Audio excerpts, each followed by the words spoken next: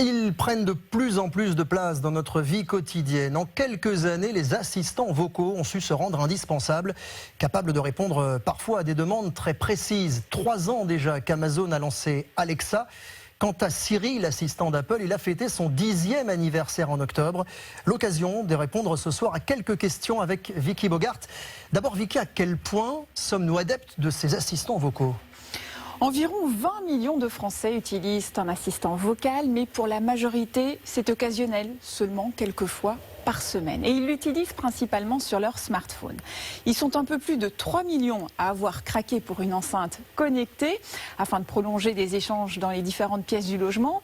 Google avec son assistant, Amazon avec Alexa et Apple avec Siri écrasent complètement le marché. Ces assistants vocaux ont progressé de façon spectaculaire ces dernières années, mais ils n'ont pas encore remplacé nos écrans tactiles.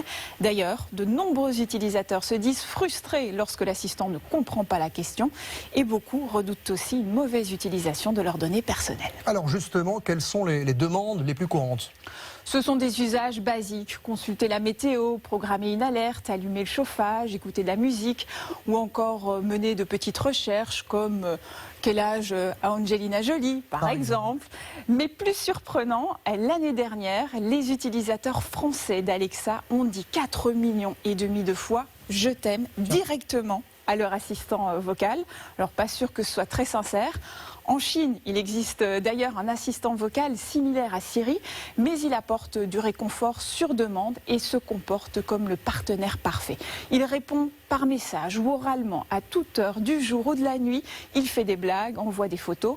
150 millions d'utilisateurs vivent une sorte de romance avec ce robot de conversation. Étonnant, les appareils connectés sont toujours plus nombreux. Tout à fait, cela va des ampoules aux caméras de surveillance en passant par les prises électriques, les volets roulants ou encore l'électroménager.